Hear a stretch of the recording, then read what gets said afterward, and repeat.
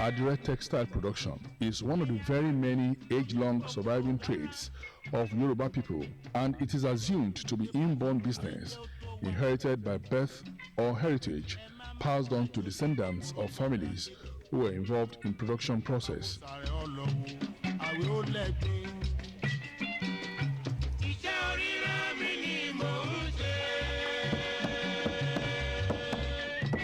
In Egbaland, the craft was formerly known to be a family business, as parents passed the techniques down to their female children and the wives of their sons. For a long time, people who were not from a certain family were not allowed to take part in Adire production, as it was a part of family's heritage. The famous Adire, according to oral history, was first produced in Jojolola's compound of Kenta, Abeokuta by Chief Mrs. Emilia Jojolola Shueto, the second Yalode of Egbaland, who then passed on the process to her children and onward to the future generations.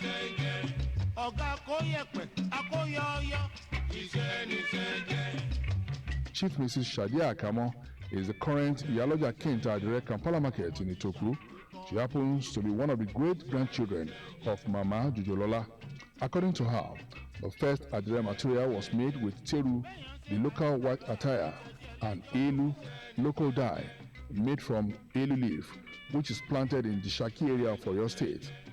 This tells how Adire has been part and parcel of the Yoruba culture before the advent of colonial masters.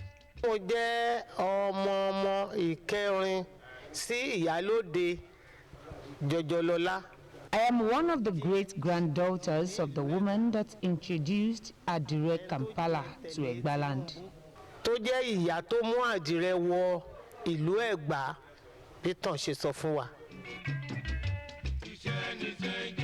For this young entrepreneur, Chief Michael Ogwifidodo, who also inherited the trades from his parents, Adire, whether created by old process or new ideas, has continued to face fashion challenges.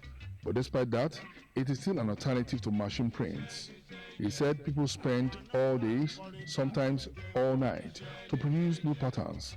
But within 3 weeks, China will produce the same pattern in lower prices. To be honest, I would not say is China made Adire. That's not like China make Adire, because China, they don't make Adire. The only thing that China does is imitation of our own designs, because we make Adire, we produce Adire, we design.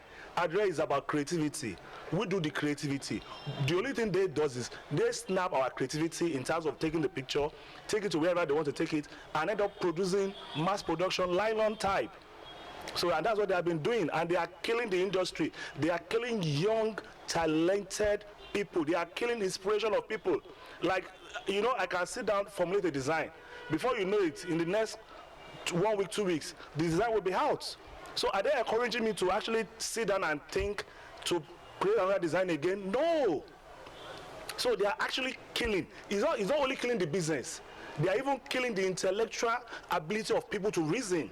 The textile appeals very much to the fashion conscious in Yoruba land, Nigeria, and on a global level, despite imitations from across the globe. Dickiness Malaolu Mojisola Alarape, who was born into the business in 1953, said the business has not been the same again, as the Chinese people came around to study it and went away with many designs, produced them, and sent them back to the Nigerian market. I was born into it. To the glory of God, it was my parents' work. It was my grandparents' work. So I thank God.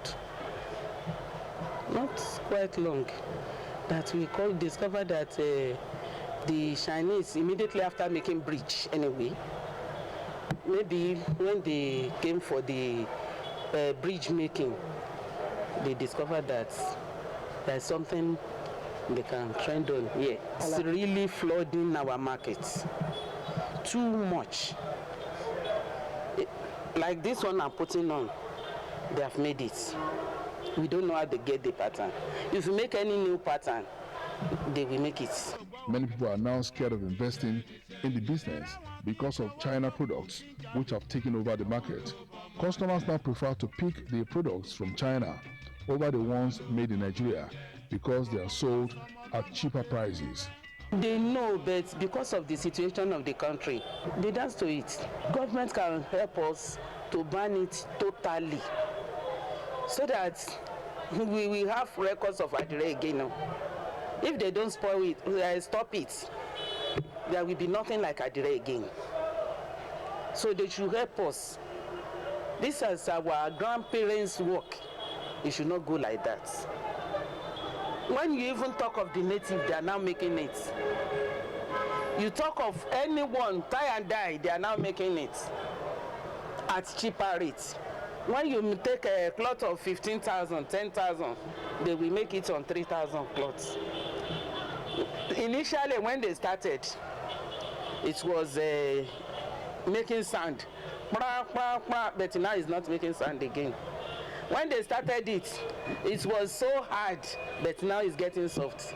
Marketers and producers are now urging government to help provide solutions to this issue, describing it as a big threat to the business. Mr. Okoyemi Ojo is a graduate of the Federal University of Agriculture, Abeokuta. He studied crop protection, but has chosen adire business as a means of livelihood. When I finished my institution, that's the FUNAB, and there's no helping hand, I tried to look for a job. I work in several places in one farm, asbestos farm, and there's no, things are not going on the way I wanted, but I just find a way, let me go back to where I started from. That's what I learned as a skill. Adire business is a lucrative business to the extent that it have, people overseas, they like our local wear, all our local attires of everything. You don't know the value of things until you lose it. People here, we don't know the value of what we have. It is people outside there that know the value of our local things. For this indigenous trade to continue to hold its enviable position in global fashion, the Ogun State Governor, Prince Dapper Abiodun, in his infrastructural drive, is giving Ashero Adire Kampala market a facelift to address the challenges hindering the growth of adire business to build a sustainable fashion industry. The saying that building a woman is like building a nation came to be in the course of promotion of the trade, as Adire Fashion Week was again organized by the Ogun State government, where over 100 women entrepreneurs in adire business benefited from direct cash grants from the Ajoshi Foundation, a brainchild of the wife of the Ogun State governor, Mrs. Bamisdele Abiodun. It has also been